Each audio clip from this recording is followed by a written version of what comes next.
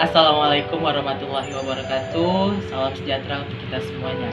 Alhamdulillahirrabbilalamin. Puja dan puji syukur senantiasa terpanjatkan kehadiran Allah Subhanahu wa Ta'ala, yang mana atas rahmat dan hidayahnya sehingga kita dapat beraktivitas seperti biasanya meskipun dalam masa pandemi COVID-19 ini. Kita berdoa semoga pandemi segera berlalu.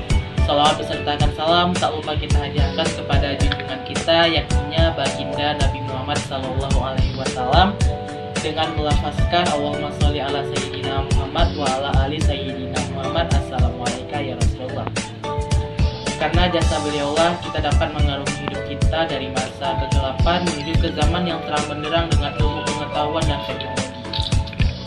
Baik, perkenalkan, saya Abdul Arifin dari program studi Pendidikan Sejarah Fakultas Keguruan dan Ilmu Pendidikan Universitas Riau Angkatan 2020 semester 3 akan berbagi ilmu mengenai mata kuliah Sejarah Asia Timur, yang mana pada mata kuliah ini diampu oleh Ayahanda Dr. Gunari MSI dan Ayahanda Nurdiansyah MPD.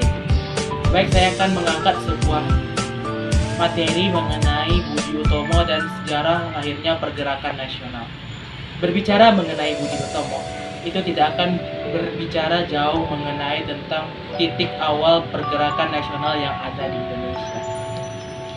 Sebelum kita berbicara lebih lanjut nih mengenai Budi Utomo, seharusnya kita paham dulu sih apa yang dimaksud dengan Budi Utomo. Budi Utomo sama seperti dengan organisasi-organisasi lainnya. Namun kenapa itu dianggap sebagai titik awal dari pergerakan nasional Indonesia? Kita jelaskan satu persatu.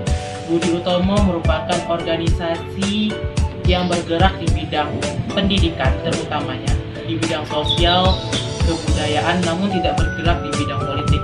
Yang mana Budi Utomo ini lahir pada tanggal 20 Mei tahun 1908 yang digagas oleh Dr. Sutomo dan beberapa mahasiswa dari Sofia, dan juga digagas oleh Dr. Wahidin Sudirohusodo, yang mana mereka bergerak di bidang pendidikan tersebut.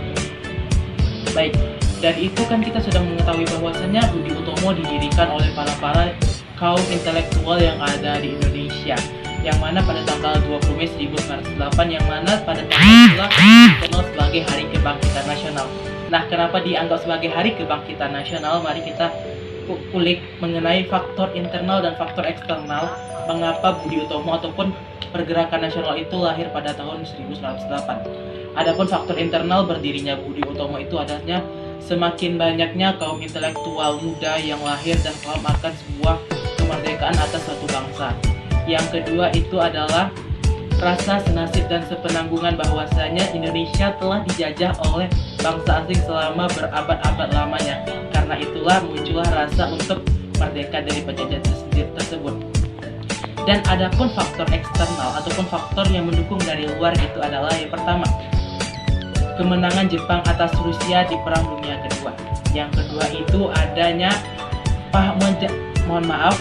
yang kedua itu adanya munculnya paham-paham baru di Eropa mengenai liberalisme ataupun kebebasan terhadap berpendapat ataupun berpandangan hidup di sebuah negara.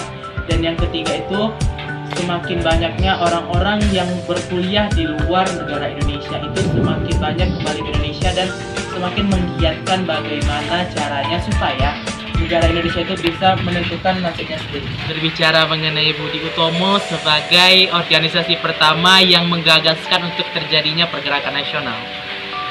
Setelah kelahiran Budi Utomo pada tanggal 20 Mei 1908, makin tinggilah rasa kesadaran masyarakat Indonesia akan rasa kemajemukan, heterogenan yang ada di Indonesia, yang mana dengan itu muncullah rasa yang namanya kita harus merdeka nih dari yang namanya penjajahan yang ada dilaksanakan oleh bangsa asing di Indonesia.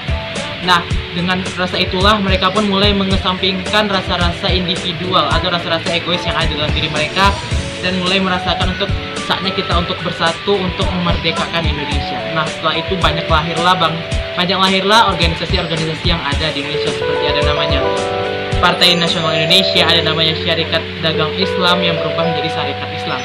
Nah, setelah banyaknya nih organisasi-organisasi lain muncul di Indonesia setelah Budi Utomo lahir, pamor dari Budi Utomo pun semakin hari semakin menurun, dikarenakan Budi Utomo itu hanya bergerak ataupun bergiat di bidang ekonomi, di bidang pendidikan utamanya.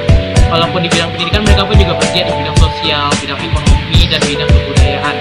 Namun dia kalah pamor nih dengan organisasi-organisasi baru yang baru terbentuk setelah mereka terbentuk, seperti mereka kalah pamor dengan Syarikat Islam yang mana mereka pun perkumpulannya lebih luas koneksinya, tidak hanya di bidang ekonomi ataupun sosial dan budaya, namun mereka juga bergerak di bidang politik, yang mana Budi Utomo itu tidak bergerak di bidang politik tersebut. Nah, karena itulah